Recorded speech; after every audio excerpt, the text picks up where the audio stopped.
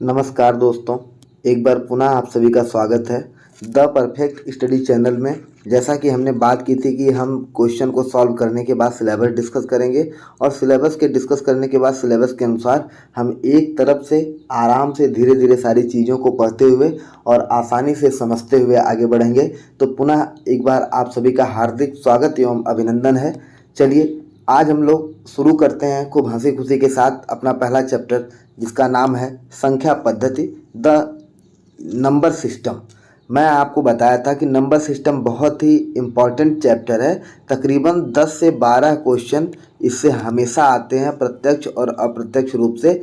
ये शिक्षण में भी आते हैं और जो विषय वस्तु पढ़ना है उसमें भी आते हैं। अब गणित की संख्या पद्धति के बारे में पढ़ने से पहले आवश्यक ये है कि संख्या पद्धति के अंदर बहुत सारी चीज़ें आती हैं। वह हर छोटी से छोटी और बड़ी से बड़ी चीज़ आती है जिसका हम गणित में प्रयोग करते हैं। चलिए तो शुरू करते हैं संख्या पद्धति। देखते हैं कि इसमें क्या क्या दिया हुआ है, किस तरीके से पढ़ना है हमको। संख्या पद्धति के बारे में जानने की कोशिश करते हैं। सर्वप्रथम एक ऐसी पद्धति जिसमें विभिन्न प्रकार की संख्याओं एवं उनके मध्य संबंधों व नियमों का क्रमबद्ध अध्ययन किया जाता है, संख्या पद्धति कहलाती है। देखिए, एक ऐसी पद्धति या एक ऐसी प्रक्रिया जिसमें विभिन्न प्रकार की संख्याओं और उनके मध्य संबंधों व नियमों का क्रमबद्ध रूप से अध्ययन किया जाए, वह क्या कहलाता है? संख्या पद्धति कहलाती है। और इसके साथ साथ आप एक चीज़ हमेशा याद रखिएगा कि जो गणित हम पढ़ते हैं उसको हम दार्शनिक प्रणाली के नाम से जानते हैं। किस प्रणाली से? दार्शनिक प्रणाली से। दार्शनिक प्रणाली होता क्या है? दार्शनिक, जैसा कि आप इसके शब्द से ही आप पता कर सकते हैं कि इसमें 10 शामिल है, कि मतलब 10 अंकों पर आधारित वह प्रणाली जिससे हमारी गणित बनी है। जैसे यह 4 प्रकार का होता है। एक होता है बाइनरी, एक होता है ऑक्टल और एक होता है हेक्सल। ऑक्टल का बेस हमेशा 8 होता है, हेक्सल का 16 होता है, बाइनरी का 2 होता है और दार्शनिक का क्या होता है? 10 होता है। और जो हम पढ़ते हैं वो क्या है? दार्शनिक है। दार्शनिक, या उसको अंग्रेजी में क्या बोलते हैं दोस्तों? डेसिमल। डेसिमल जो दशमलव से मिलकर बना है। दशमलव से ही आपका क्या शब्द बना है? दार्शनिक। अब आप सोचिए कि 10 अंकों पर आधारित होने के कारण हम क्या कहते हैं? इसे दार्शनिक प्रणाली कहते हैं। कभी भी आपसे प्रश्न में पूछे कि हम जिस गणित का अध्ययन करते हैं या जो सामान्य गणित पढ़ते हैं वह किस आधार पर पढ़ते हैं, तो यह दार्शनिक किस प्रणाली पर पढ़ते हैं, तो वह कौन सी प्रणाली है? दार्शनिक प्रणाली है। और दार्शनिक प्रणाली क्यों है? क्योंकि इसमें 10 अंकों का प्रयोग होता है, जैसे 0, 1, 2, 3, 4, 5, 6, 7, 8, 9। 1 अंक, 2 अंक, 3 अंक, 4 अंक, 5 अंक, 6 अंक, 7 अंक, 8 अंक, 9 अंक और 10 अंक। इन 10 अंकों से ही मिलकर पूरी गणित का निर्माण हुआ है और इस प्रणाली का निर्माण हुआ है। इसलिए हम क्या कहते हैं? जिस प्रणाली का अध्ययन कर रहे हैं इसे किस नाम से जानते हैं? दार्शनिक प्रणाली या डेसिमल प्रणाली। दार्शनिक प्रणाली, दार्शनिक प्रणाली। ठीक है दोस्तों, आसानी से यह आपको चीज़ें समझ में आई होंगी। अब चलिए, इसमें इसका जो सबसे पहला पॉइंट होता है वह क्या है? अंक क्या होता है? डिजिट्स। अंक क्या होता है? किसी भी संख्या को व्यक्त करने के लिए हम 10 संकेतों का प्रयोग करते हैं, 0 से लेकर 9 तक, तथा इन 10 संकेतों को अंक कहते हैं। 10 संकेतों की यह पद्धति दार्शनिक पद्धति कहलाती है। अभी मैंने आपसे बताया कि 10 संकेतों के कारण, गणित के मूलतः 10 संकेत है, उसी 10 संकेतों के कारण हम इसे किस नाम से जानते हैं? दार्शनिक प्रणाली के नाम से जानते हैं। और इसे क्या कहते हैं? अंक। अगर आप इसको थोड़ा हिंदी के माध्यम से समझना चाहे तो जैसे अक्षर होता है, अक्षर हो गया, कई सारे अक्षरों को मिलाने से एक सार्थक शब्द बनता है। उसी प्रकार अंक जो है वो अक्षर के समान है, कई अंक को मिलाने के बाद एक सार्थक शब्द बनता है, या सार्थक शब्द नहीं, जिसे हम क्या कहते हैं? संख्या या संख्यांक कहते हैं। फिलहाल आप ये समझिए अंक किसे कहते हैं कि हम अपनी गणितीय प्रणाली में जिन 10 संकेतों का प्रयोग करते हैं वही क्या कहलाता है? अंक कहलाता है। और इसे हम दार्शनिक प्रणाली के नाम से जानते हैं। चलिए अब आगे देखते हैं कि देखिए, और एक पॉइंट इसमें और है, 1 से लेकर 9 तक को हम क्या? सार्थक अंक कहते हैं, जबकि 0 को असार्थक अंक कहलाता है। क्योंकि जैसे 0 का तभी महत्व। शून्य का जैसे कहने के लिए लोग क्या कहते हैं कि शून्य का कोई महत्व नहीं है। जैसे विवेकानंद जी ने शून्य पर 3 दिन भाषण दिया था। यह इतना बड़ा है, इसके अंदर इसका इतना अर्थ है। लेकिन एक बात ये भी आप जानते रहिए कि किसी भी संख्या के पीछे जब शून्य लगेगा तब उसका महत्व होगा। यदि उस संख्या के आगे शून्य लगा तो उसका कोई महत्व नहीं है। इसलिए एक तरीके से हम गणित की भाषा में कह सकते हैं कि शून्य क्या है, एक असार्थक अंक है। जबकि सार्थक अंक कौन कौन से हैं, 1 से लेकर 9 तक। चलिए दोस्तों, अब आगे आते हैं संख्यांक क्या होता है, न्यूमरल क्या होता है। देखिए, संख्या को व्यक्त करने वाले अंकों के समूह को संख्यांक कहते हैं। सबसे इंपॉर्टेंट चीज क्या है, अंकों के समूह को। जैसे मैंने कहा 1 या कहा 2, तो अब ये दोनों अलग अलग अंक हैं। लेकिन मैंने कहा 12 का मतलब अब ये 2 अंकों का एक समूह है, तो इसे हम संख्या या क्या कहेंगे, संख्या या संख्यांक कहेंगे। एक बार मैं आपसे निवेदन करना चाहता हूं कि जिन छात्र को ये लगे कि यह तो बिल्कुल बेसिक चीज़ है, यह तो बिल्कुल आसान चीज़ है, तो कृपया वह इस चीज़ को हल्के में ना लेंगे। क्योंकि इसका सबसे मूल कारण यह है कि जब भी आपसे सीटेट का प्रश्न पूछा जाएगा तो वह आपको शब्दावली देगा, शब्दावली। और शब्दावली में यदि मान लीजिए कहीं संख्यांक शब्द प्रयोग हुआ तो आपके मन में तुरंत आना चाहिए कि यह कोई एक अंक नहीं होगा, यह बल्कि कई अंकों का समूह होगा। 1 2 3 123 245 590, कुछ भी ऐसा होगा जो कई अंकों का समूह होगा। तो देखिए, शब्द बहुत मायने रखता है। आपको ध्यान देना पड़ेगा कि जो पूछ रहा है उस शब्द का अर्थ आप जानते रहें।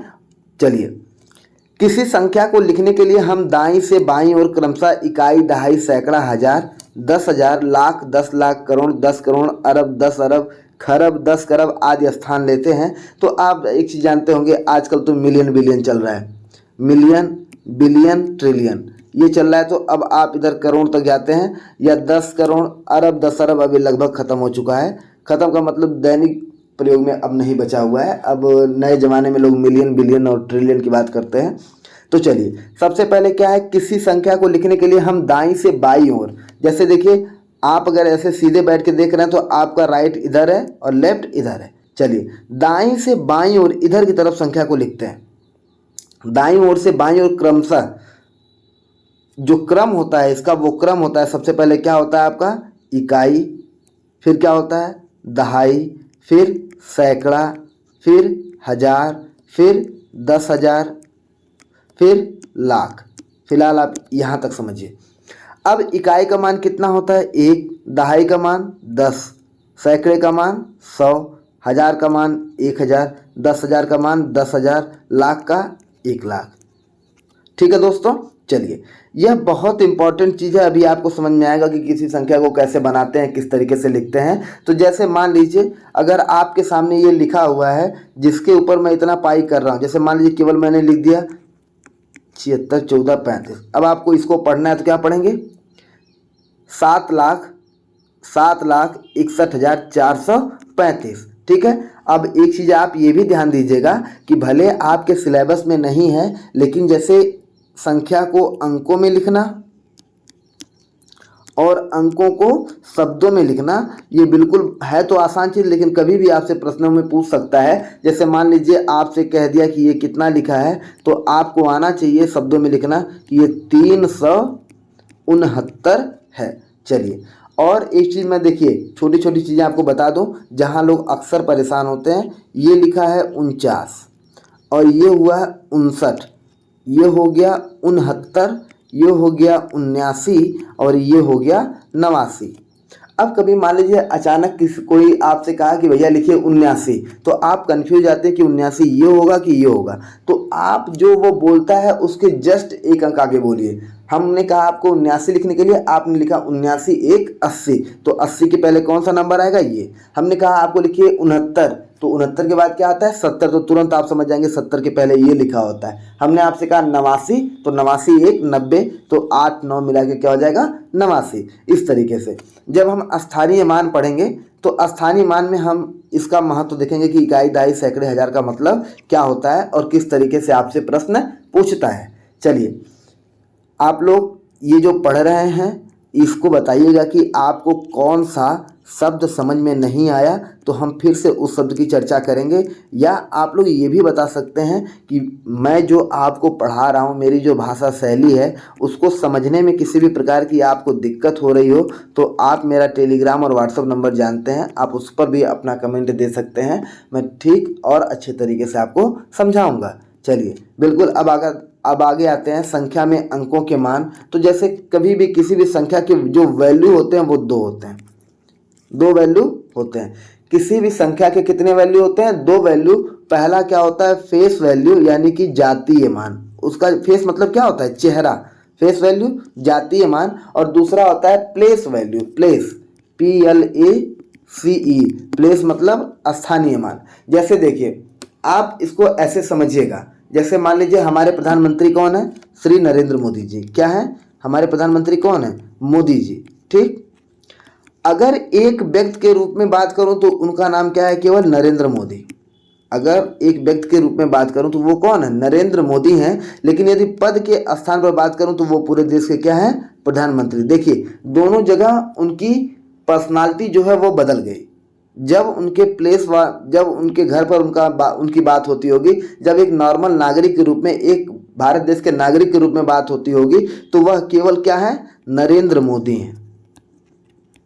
लेकिन जब भारत के प्रधानमंत्री के जब वह संसद में रहते होंगे, जब वह प्रधानमंत्री आवास पे या प्रधानमंत्री भवन में रहते हैं, जब वो दिल्ली में रहते हैं, तो वो क्या पहचान उनकी है? वह भारत के प्रधानमंत्री के रूप में है। तो अर्थात हम कह सकते हैं जातीय मान और स्थानीय मान दोनों में जमीन आसमान का अंतर होता है। जातीय मान का मतलब यह है कि आदमी की जो पहचान है, जैसे आदमी कोई भी जातीय मान है तो उसका मूल मान होता है वही जातीय मान होता है, और स्थानीय मान होता है स्थान के अनुसार उसका मान बदलता रहता है। जैसे देखिए, किसी भी संख्या में अंकों के कितने मान होते हैं? 2 मान। किसी संख्या में किसी अंक का जातीय मान वह मान है जो उसका अपना मान है, चाहे वह अंक संख्या में किसी भी स्थान पर हो। बिल्कुल, आप बात समझ में आई? जैसे अगर यहाँ 3 है तो इसका जातीय मान हमेशा 3 होगा। अगर मान लीजिए जैसे मैं आपसे कहूँ 35,336, अब यहाँ 3 का मान, ये 3 का मान, अगर इन तीनों के जातीय मान की बात करूं तो हमेशा यहाँ भी 3 का जातीय मान 3 होगा, यहाँ भी 3 का जातीय मान 3 होगा, और यहाँ भी 3 का जातीय मान 3 होगा। लेकिन अगर स्थान के अनुसार बात करूंगा तो इसका मान परिवर्तित हो जाएगा। या हम कह सकते हैं कि 0 से लेकर 9 तक जितने भी अंक हैं पूरी दुनिया में, इनका जहाँ भी जातीय मान देखेंगे हर जगह वह क्या होगा? हमेशा उनके मूल मान के बराबर होगा। अगर मैंने कह दिया 8 का जातीय मान, तो 8 का जातीय मान 8 ही होगा, न कि 8000 होगा। बात समझे आप? लेकिन स्थानीय मान की बात करूंगा तो उसके स्थान के अनुसार 8 का स्थानीय मान 8 भी हो सकता है, 80 भी हो सकता है, 800 भी हो सकता है, 8000 भी हो सकता है। मतलब उसके स्थान के अनुसार वह बदल सकता है। तो क्या कह सकते हैं आप कि जातीय मान किसी भी संख्या का मूल मान होता है, अपना मान होता है, वह संख्या चाहे कहीं भी रहे। लेकिन स्थानीय मान क्या होता है? स्थानीय मान किसी संख्या में किसी अंक का यह मान जो उसके स्थान की स्थिति के अनुसार बदलता रहता है, उस अंक का स्थानीय मान कहलाता है। जैसे आप सोचिए कि कोई भी अंक है, जब उसका स्थान परिवर्तित होता है तो उसका मान भी बदलता है। स्थान जब बदले किसी अंक का तो उसका मान बदलता है। इसलिए हम कहते हैं कि स्थानीय मान में एक ही अंक की वैल्यू बार बार बदलती है। जैसे मैं आपको उदाहरण के द्वारा समझाऊंगा अभी, हालांकि मैं आपको अभी जस्ट बताया, लेकिन फिर से देखिए। जैसे मैंने आपसे कह दिया 8585। अब अगर 8 के जातीय मान की बात की जाए तो यहाँ भी 8 है, यहाँ भी 8 है, लेकिन स्थानीय मान की बात की जाए तो स्थानीय मान देखिए कैसे निकालते हैं। ये आपका इकाई 5 इकाई, 5 गुणे इकाई का मान 1, तो बराबर कितना हो गया? 5। उसके बाद क्या है? 8 गुणे दहाई का मान कितना होता है? 10, तो 8 गुणे 10 बराबर कितना हो गया दोस्तों? 80। ठीक, फिर 5 का, तो 5 सैकड़े का मान कितना होता है? 5 गुणे 100, तो क्या हो गया? 500। और 8 क्या हो गया? 1000 के स्थान पर है, तो 8 गुणे 1000, तो बराबर क्या हो गया मित्रों? 8000। ठीक, तो अब देखिए 1 8 का मान कितना हो गया? 80 हो गया, और 1 8 का मान कितना हो गया? 8000। स्थानीय मान के अनुसार संख्या के स्थान के अनुसार उसका मान परिवर्तित होता रहता है। सॉरी, चलिए। और इसके साथ साथ आप एक चीज़ और जान लीजिएगा, किसी संख्या का विस्तार कैसे किया जाता है। जैसे मान लीजिए मैंने आपसे कहा कि 345 का विस्तार कीजिए, तो यह क्या लिखा हुआ है, 300 प्लस 40 और प्लस 5। ये स्थानीय मान के अनुसार ही है। इकाई के अंक पर क्या है, 5 है, दहाई के अंक पर क्या है, 40 है, और सैकड़े के स्थान पर क्या है, 300 है। यानी कि आप देखिए, कभी कभी अभी अब तुरंत आपका क्लियर हो जाएगा, जो यूपी बोर्ड में या जो पहले से पढ़े होंगे, फिलहाल यहाँ पर सब लोग इस तरीके से पढ़े होंगे। जैसे हम क्या पढ़ते हैं, 60 5 65, 6 लिखकर 5, 6 दहाई क्या पढ़ते हैं, 6 दहाई 5 इकाई। क्या पढ़ते हैं दोस्तों, 6 दहाई 5 इकाई। यानी कि इसका मतलब आप समझिएगा, 6 दहाई का मान कितना, 10 धन 5 इकाई का मान कितना, 1। 6 दहा में 60 धन 5, अब क्या हो गया, 65। अब कैसे पढ़ते हैं हम, 60 5 65, 6 लिख के 5, 6 दहाई 5 इकाई। तो ये स्थानीय मान के अनुसार ही पढ़ते हैं। इसी प्रकार बच्चों को पढ़ा जाता है ताकि उनके संख्या के या अंकों के स्थान का और उनके मान का पता चल सके। मेरे हिसाब से आपको स्थानीय मान आसानी से समझ में आया होगा।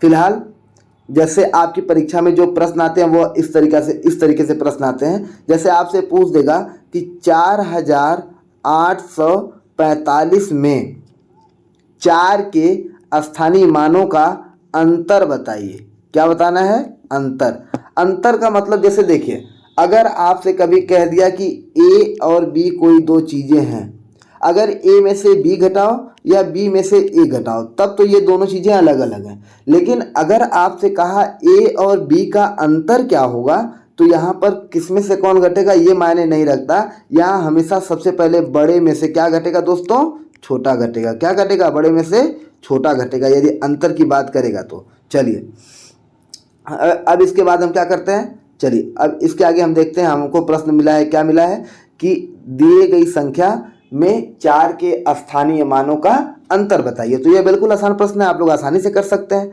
4 कहाँ है, दहाई के स्थान पर, तो दहाई का मान 10, 4 दहा में 40, ठीक। 4 अगला 4 कहाँ है, हजार के स्थान पर है, 4 गुणे 1000, तो कितना हो जाएगा, 4000। आपसे अंतर पूछा है तो 4000 में से क्या करेंगे दोस्तों, 4000 में से 40 माइनस कर देंगे तो क्या हो जाएगा, 10 जीरो में से गया 0, यहाँ से 1 उधार लिया, यहाँ 10 हुआ, यहाँ से 1 उधार लिया, यहाँ 10 हुआ, 10 में से 4 गया 6, यहाँ बचा 9 और यहाँ बचा 3, 3960। या पूछ देगा 4 के सभी स्थानीय मानों का योग कितना होगा, तो 4040। एक प्रश्न सीधा सा आपका इस तरीके से आएगा। और एक चीज़ आप समझिएगा, उसके लिए मुझे थोड़ी सी जगह की आवश्यकता है, मैं आपको दिखा रहा हूँ। जैसे आपके सामने एक नंबर लिखा है, खूब ध्यान से समझने वाली चीज़ें, कठिन नहीं है। ये लिखा है 365.243। अब अगर आपसे यहाँ स्थानीय मान की बात करें तो आप एक चीज़ ये समझिए आज के बाद, कभी भूलिएगा मत, कि दशमलव के बाईं ओर लेफ्ट साइड क्या होता है, हर अंक में क्रमशः 10, 100, 1000 से क्या होता है, गुणा होता है। जितनी संख्या रहेंगी उतना शून्य बढ़ता चला जाएगा। और दाहिनी तरफ क्या होता है कि जो दी हुई संख्याएं होती हैं क्रमशः सब में 10, 100, 1000 जितना भी अंक होगा, जितना वैसे शून्य बढ़ता चला जाएगा। इनसे क्या होती है, भाग होती है। जैसे यहाँ 5 में 5 एकम 5 इकाई हो गया, ठीक। यहाँ 5 गुणे 1, 6 गुणे 10, 3 गुणे 100, इस तरीके से बढ़ेगा। लेकिन एक मिनट, जैसे मान लीजिए क्या लिखा था मैंने, 365.243 था। लेकिन अब आप देखेंगे तो इसका मान क्या हो जाएगा, जैसे मैं आपको लिख के दिखाऊं तो यह अलग से देखा जाए तो 0.2 है, फिर ये क्या है 0.04 है, फिर ये क्या है 0.003 है। अब आप देखे होंगे कि दशमलव हटाने के लिए, देखिए अगर ये बहुत छोटी प्रक्रिया है दोस्तों, अगर आपको समझ में नहीं आएगी तो आप मुझसे पूछिएगा। लेकिन मैं जब दशमलव पढ़ाऊंगा तो इसको जब भिन्न पढ़ाऊंगा तो और भी अच्छे से पढ़ाऊंगा। फिलहाल यहाँ समझिए कि 2 है, दशमलव 2 है। अब इसका दशमलव हटाने के लिए क्या करते हैं, जितने अंक का दशमलव होता है उतने अंक जीरो वाली संख्या से गुणा करते हैं। जैसे यहाँ क्या है 0.2 है, तो यहाँ एक अंक पर दशमलव यानी एक शून्य वाली संख्या से गुणा करिए। एक शून्य वाली संख्या कौन सी हो गई 10। और एक बात आप जानते हैं कि अगर कोई संख्या यहाँ मान लीजिए 3 लिखा है तो उसके नीचे कुछ नहीं तो बटा 1 हमेशा होता है, तो 2 के नीचे बटा 1 हमेशा रहेगा। और यह तराजू की तरह होता है, यदि हम एक पलड़े पर कुछ रखेंगे तो दूसरे पलड़े पर भी रखना पड़ेगा, तो 10 का गुणा नीचे भी करवाना पड़ेगा। तो 10 यहाँ जब गुणा करेगा तो एक अंक का दशमलव हट जाएगा, कितना बचेगा 2/10। ये चीज़ आपको समझ में आई होगी। तो दशमलव के बाद का जो होता है, दशमलव के बाद जो भी अंक होता है वह क्रमशः 10, 100, 1000 से भाग देने के बाद बनता है। तो अब आप बताइए कि 365.243 में 3 का स्थानीय मान क्या होगा। ये 3 का स्थानीय मान 3 लिखिए, इसके बटा कितना अंक है 1, 2, 3 अंक है, तो 3 शून्य वाली संख्या है 1000। और यहाँ 3 क्या होगा 3 है, तो ये देखिए 3 है, इसके बाद कितने अंक है 2 शून्य वाली संख्या 100। तो ये क्या हो जाएगा दोस्तों 300 और 1 हो जाएगा 3/1000। समझे 3 का दोनों का स्थानीय मान बदला कि नहीं। अब आप एक चीज़ सोचेंगे कि सर आप यहाँ इकाई की बात कर रहे हैं तो 1 से गुणा कर रहे हैं, यहाँ भी तो आपको 1 से भाग देनी चाहिए। बिल्कुल नहीं, क्यों नहीं, क्योंकि यह दशमलव है और दशमलव प्रणाली हमारा हमेशा 10 के आधार पर होती है। तो जो पहला ही अंक शुरू होता है उसमें किससे भाग होती है 10 से भाग होती है, दूसरे में 100 से, तीसरे में 1000 से। अच्छा एक चीज़ और देखिए, अगर 1/10 है तो इसको क्या बोलते हैं दशांश। क्या बोलते हैं दोस्तों दशांश। दूसरे को क्या बोलेंगे शतांश, और फिर अगले को क्या बोलेंगे सहस्त्रांश। सहस्त्रांश कहेंगे सर ये सब क्या पढ़ा रहे हैं। ये देखिए दशांश का मतलब क्या हो गया दोस्तों 1/10, शतांश का मतलब क्या हो गया 1/100 और सहस्त्रांश का मतलब क्या होता है 1/1000। मतलब कि ये 10वां भाग, ये 100वां भाग, ये हो गया आपका 10वां, ये 100वां भाग और ये 1000वां भाग। आपको बात समझ में आई। 10वां भाग, 100वां भाग, 1000वां भाग। जैसे जैसे हम इसको दशांश बोल रहे हैं, क्या बोल रहे हैं दशांश। तो दशांश का मतलब हो गया 10 प्लस अंश। 10 प्लस अंश का मतलब क्या हो गया 10 का एक हिस्सा, उसके एक भाग की बात कर रहा है कि मतलब 10 में कोई चीज़ कितनी है। तो यह दशांश हो गया। 2 शून्य है यानी 100 है तो शतांश हो गया, 3 शून्य है तो सहस्त्रांश हो गया। इस तरीके से आगे बढ़ता चला जाएगा। ठीक है दोस्तों, तो स्थानीय मान मेरे हिसाब से मुझको ऐसा लगता है कि आप दशमलव वाली संख्याओं का और सामान्य संख्याओं का निकाल सकते हैं। चलिए संख्याओं के प्रकार क्या होते हैं। अब देखिए शब्दावली, जिस शब्दावली की मैं बार बार बात करता हूँ वो यही है संख्याओं के प्रकार की। आप उनके बारे में ये चीज़ जानते रहिए कि कौन चीज़ क्या है। चलिए एक बार फिर बात करते हैं, हम लोग जो अभी पढ़े हैं स्थानीय मान की बात एक बार थोड़ा सा और देख लेते हैं। मान लीजिए मैं आपसे कह दूं कि 24.42 में 2 के स्थानीय मान का अंतर बताइए। तो सीधी सी बात है, यहाँ देखिए क्या है 2 के बाद एक अंक है तो आप इधर से स्थानीय मान कितना लिख दे 20 माइनस, इधर देखिए दशमलव के बाद 20 दशमलव आप 0 कर सकते हैं। अब यहाँ क्या है 20 के पहले कोई अंक नहीं लेना तो ये 0 हो गया, दशमलव हो गया। और 4 2 है, एक अंक पर शून्य, एक अंक 2 का निकालना है तो 4 को कोई मतलब ही नहीं है। अब यहाँ 2 हो गया, चाहे आप इसको ऐसे करिए 2/100 कर लीजिए। थोड़ा सा तबीयत मेरी ख़राब है और कोई दिक्कत नहीं है।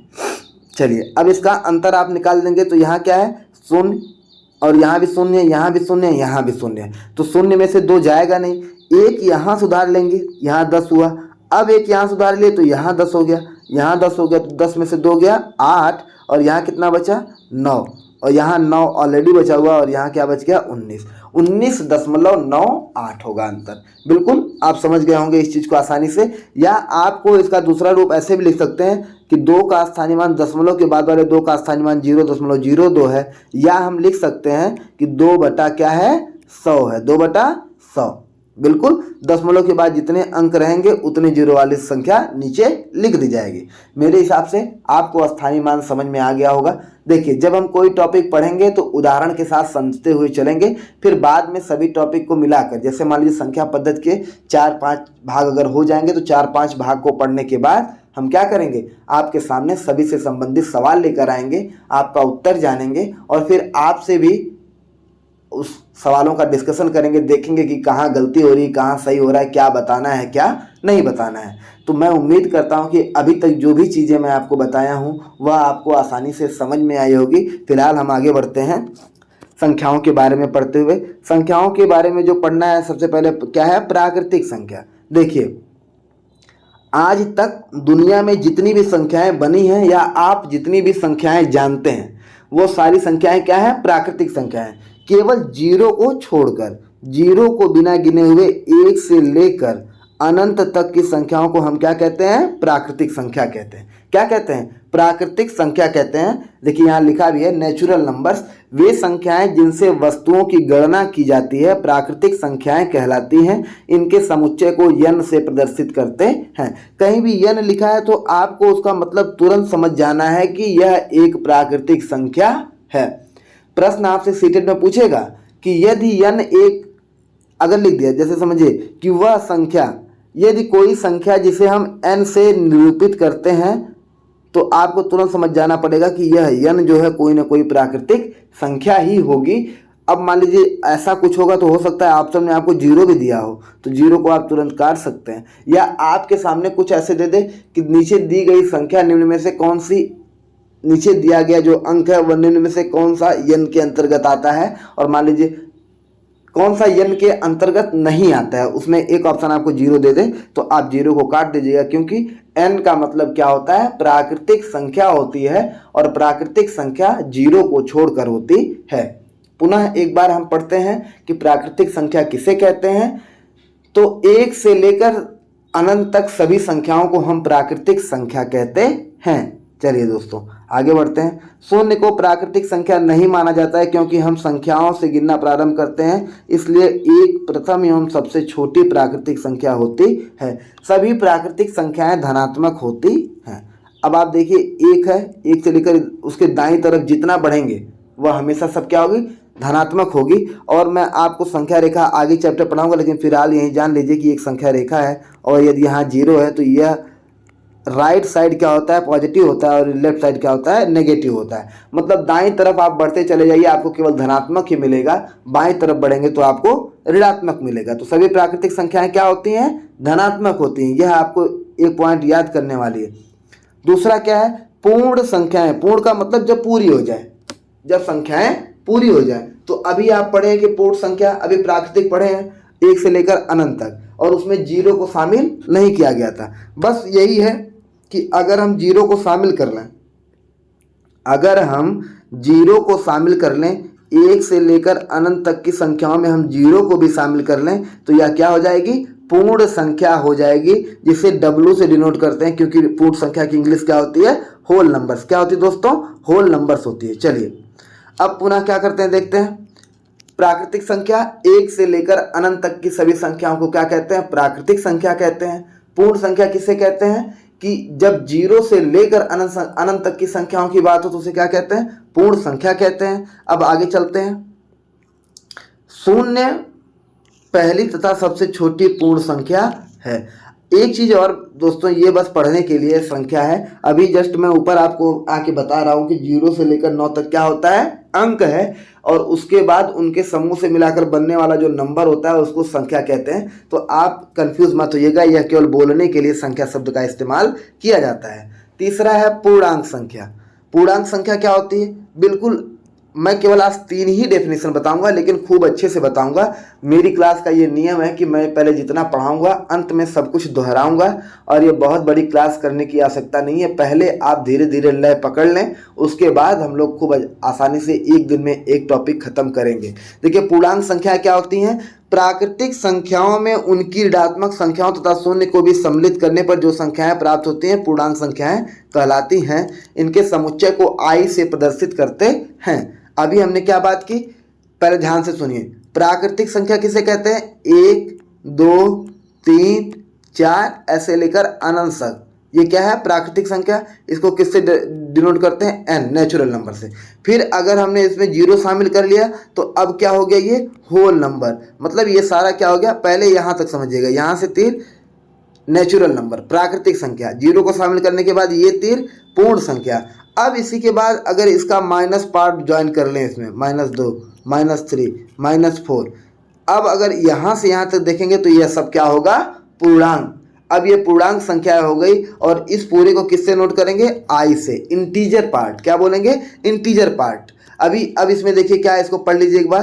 प्राकृतिक संख्याओं में उनकी ऋणात्मक संख्याओं तथा शून्य को भी सम्मिलित करने पर जो संख्याएं प्राप्त होती हैं क्या कहलाती हैं दोस्तों, पूर्णांक संख्याएं। यानी कि 0 पहले 1 2 3 4 अनंत तक ये प्राकृतिक हो गई, फिर 0 को शामिल किया तो पूर्ण हो गई, और इन्हीं का ऋणात्मक, 1 का ऋणात्मक -1, 2 का -2, 3 का -3, जब इनको सम्मिलित कर लिया तो ये पूरी की पूरी क्या हो गई, पूर्णांक हो गई। और पूर्णांक हमेशा दो प्रकार के होते हैं, कौन कौन से, एक होता है आपका धनात्मक पूर्णांक, क्या होता है, धनात्मक पूर्णांक, पॉजिटिव इंटीजर, और एक होता है ऋणात्मक पूर्णांक या नेगेटिव इंटीजर। तो पॉजिटिव का मतलब +1 +2 +3 +4 क्रमशः ऐसे, ठीक।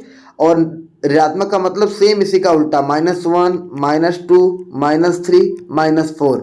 मतलब धनात्मक का मतलब प्राकृतिक संख्याओं के साथ आप धन लगाइए तो क्या हो गया, धनात्मक पूर्णांक हो गया, और उन्हीं प्राकृतिक संख्याओं के साथ माइनस लगा दीजिए तो वह क्या हो जाएगा, ऋणात्मक पूर्णांक हो जाएगा, और इन सभी को मिलाकर टोटल क्या हो जाएगा, पूर्णांक कहलाएगा। तो पूर्णांक कितने प्रकार का होता है, दो प्रकार का, धनात्मक पूर्णांक और ऋणात्मक पूर्णांक। तो यह बिल्कुल आसानी से आप समझ लीजिए। अब इसके बाद हम आगे बढ़ते हैं। देखिए आई क्या है, आपके सामने ये प्रस्तुत है कि देखिए आई को हम इंटीजर पार्ट कहते हैं, -5 -4 -3 -2 -1 0 1 2 3 4 5, ये क्या हो गया, पूर्णांक। और ये कितने प्रकार के होते हैं, पूर्णांक निम्नतः दो प्रकार के होते हैं, कौन कौन से, एक मिनट हो जाएगा। पूर्णांक निम्नतः कितने प्रकार के होते हैं, दो प्रकार के होते हैं, कौन कौन से, धन पूर्णांक, प्राकृतिक संख्याओं को धन पूर्णांक कहते हैं, इसे समुच्चय आई प्लस इंटीजर प्लस से डिनोट करते हैं, और ऋण पूर्णांक प्राकृतिक संख्याओं की ऋणात्मक संख्याओं को ऋण पूर्णांक कहते हैं, इसके समुच्चय को आई माइनस कहते हैं। दोस्तों यह जानना बहुत आवश्यक है, क्योंकि जब 2018 का एक बार मैंने पेपर, 2018 नहीं 19 का एक बार पेपर दिया था मैं, तो उसमें देखा था, 2019 का नहीं दिया था दोस्तों, 2017 का दिया था, सॉरी 2018 में, 18 में। उसमें एक प्रश्न आया था धन पूर्णांक, सीधे पूछा था धन पूर्णांक, वो क्वेश्चन मुझे याद नहीं आ रहा है, लेकिन उस क्वेश्चन को जब कभी सॉल्व करूंगा तो याद आएगा। पूरा का पूरा वो प्रश्न का उत्तर केवल इस पर आधारित था, उसने धन पूर्णांक कहा था और नीचे 3 विकल्पों में माइनस माइनस माइनस दिया हुआ था, केवल एक ऐसा नंबर था जो पॉजिटिव में था। अगर जो धन पूर्णांक का मतलब समझ गया होगा वह उस प्रश्न को बिना पढ़े 1 सेकंड के अंदर सही करके चला आया होगा। तो आप जान गए कि पूर्णांक कितने प्रकार के होते हैं, धन पूर्णांक होता है एक, और एक होता है ऋण पूर्णांक, ठीक है। चलिए इसके बाद हम आगे चलते हैं, क्या है आगे देखते हैं।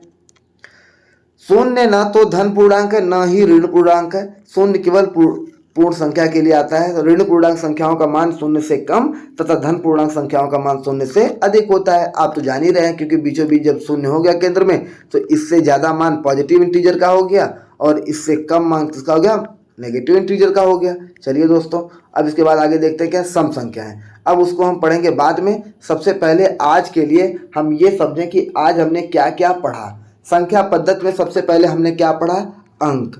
अंक क्या होता है, अंक का मतलब कि हम 10 अंकों का प्रयोग करते हैं, कौन कौन सा, 0 से लेकर 9 तक, जिसके कारण हम क्या कहते हैं, इसे दाशमिक प्रणाली कहते हैं। जिसके कारण क्या कहते हैं दोस्तों, दाशमिक प्रणाली कहते हैं। चलिए दाशमिक प्रणाली हो गई, पहला तो ये समझ ले।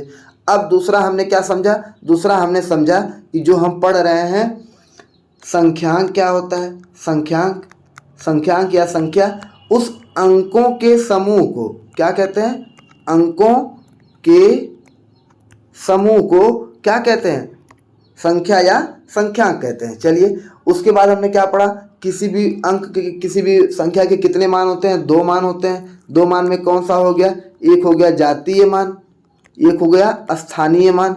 जातीय मान का मतलब जो उसका मूल मान है, जैसे मैंने कह दिया 3 4 5, तो 3 का मान 3, 4 का मान 4, 5 का मान 5। लेकिन स्थानीय मान का मैंने कह दिया 233, तो यहाँ 3 का मान दोनों जगह बराबर नहीं होगा, क्योंकि स्थानीय मान यहाँ 3 का 3 है, क्योंकि ये इकाई के स्थान पर है, और यहाँ 3 का क्या होगा, 3 × 10 यानी 30 हो जाएगा। यह किसके स्थान पर है, दहाई के स्थान पर है, ठीक है। तो जातीय मान और स्थानीय मान हो गया। मैंने आपको दशमलव का स्थानीय मान निकालना सिखाया कि जैसे मान लीजिए लिखा है XYZ दशमलव ABC।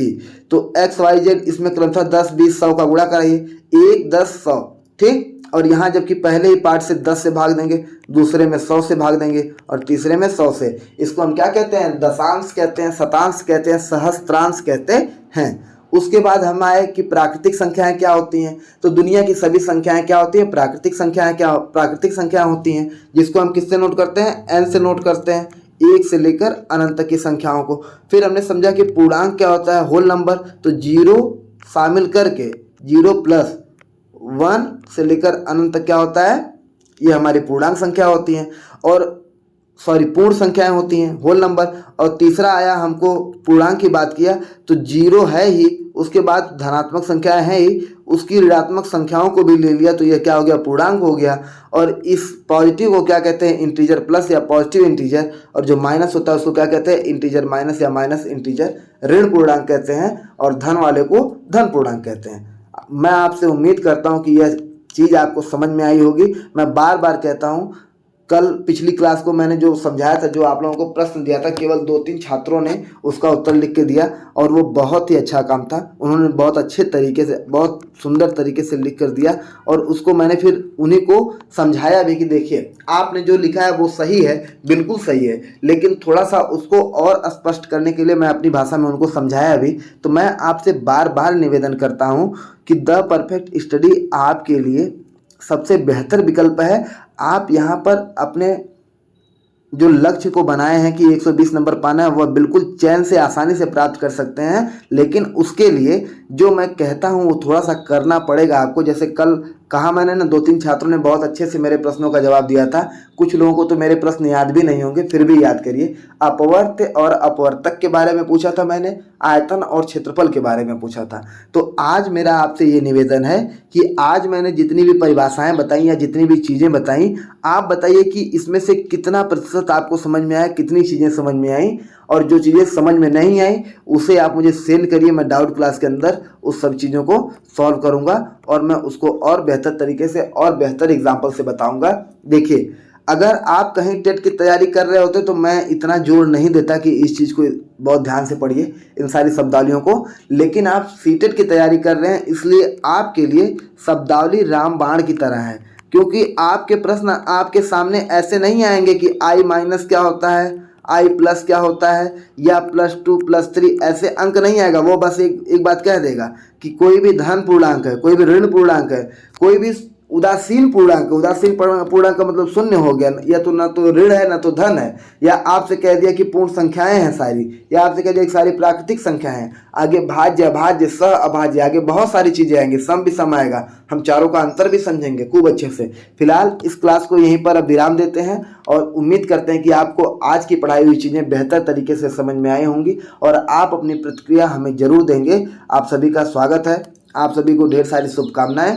आप इस क्लास को पूरा ध्यान से देखिएगा मित्रों। आज से मैंने ये पढ़ाना शुरू कर दिया है। देखिए, आप जैसा जान रहे हैं कि हम लोगों ने सीटेट के लिए एक प्राइवेट टेलीग्राम ग्रुप भी बनाया है जिसकी फ़ीस 199 रुपीज़ है। उसमें आपको नोट्स अवेलेबल होंगे। मैं बार बार ये चीज़ें आपको ये इसलिए बताता हूँ क्योंकि ये आपके लिए बेहद इम्पॉर्टेंट है, क्योंकि हम आपको जो 120 का सपना दिखा रहे हैं, जो आपके लिए एक लक्ष्य बनाए हैं, तो इसके लिए यह बस सपना देखने मात्र से नहीं होगा। इसको पूरा करने के लिए हमें मेहनत भी करनी पड़ेगी और मुझे भी मेहनत करनी पड़ेगी, आपको भी मेहनत करनी पड़ेगी। देखिए, मैं तो अपनी तरफ से पूरी मेहनत कर रहा हूं और मैं आगे भी करने के लिए तैयार हूं। बस मुझे आपसे करबद्ध निवेदन है कि आप भी अपना मेहनत में हाथ बढ़ाइए, हम लोगों का साथ दीजिए और इस आसान से लक्ष्य को प्राप्त करते हुए अपना, अपने माँ बाप का, घर परिवार का और द परफेक्ट स्टडी का मान बढ़ाइए। थैंक यू, धन्यवाद।